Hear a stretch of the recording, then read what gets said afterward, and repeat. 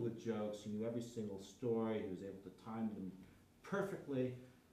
I once went to a performance where without a watch, he performed. There's a special story called Kanda Buwana, which is the death of this great tragic hero that was Karna in the Bharatayuddha, this great battle which concludes the Mahabharata epic. And according to the tradition, he has to die exactly at 12 midnight. And this was a remarkable thing. I saw him perform this laka on the story in a crossroads in a village, not far from my house actually, not far from his house. We were more or less neighbors. And at 12 o'clock, exactly at midnight, this character had an arrow shot at him by Arjuna, this great archer, pierced his neck, and he died. And the remarkable thing was that he didn't have a watch. And there was nobody to tell him the time. I was actually sitting behind him, so I really knew that there was nobody who could tell him the time. And yet he knew it was exactly midnight. I had my watch there, because I was waiting to see whether this character was going to die at midnight.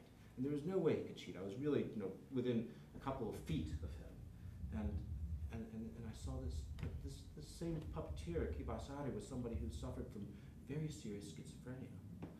And it was a remarkable thing. Some of his puppets, including this very puppet here, were actually sources of the voices he heard.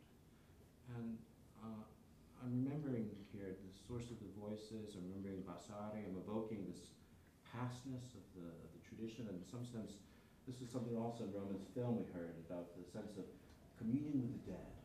Puppetry is tradition, any tradition really, is a kind of form of communion with the dead, reaching some sort of form of consensus with the past generations. And so I'm remembering, this tremendous sense of responsibility, but I'm also remembering kind of the craziness of this at the same time. So imagine crazy tradition, and really there's no conclusion. There's a Javanese saying, "Ganting tan anapukot," offense which has no end. Rob tan anasuru, flood which never evaporates. And these are the stories of Wayang. They go on and on and on and on and on, and they will continue to go on into the future. And with your indulgence, I'll take my leave. Thank you very much.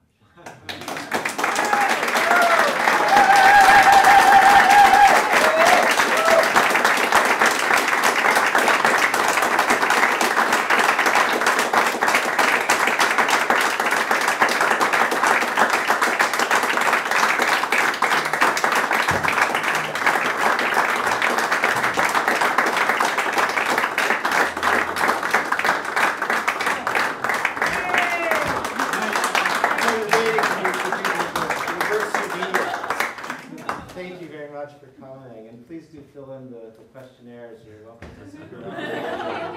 We want to see you put your pants back on. There's a special trick. There's a very special, the same trick I use for the mask, which is using the teeth. This is one of those special tricks that puppeteers learn about on the fly. But it's not mandatory that you stay.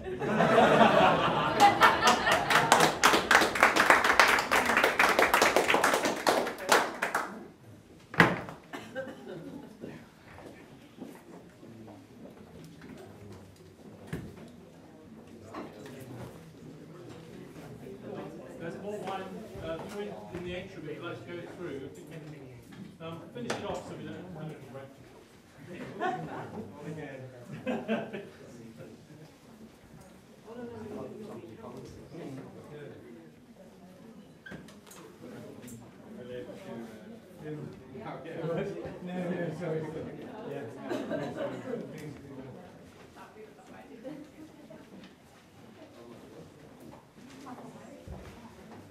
Now, Matthew, if I'd seen that before the workshop, it would have totally changed my perspective of who you are.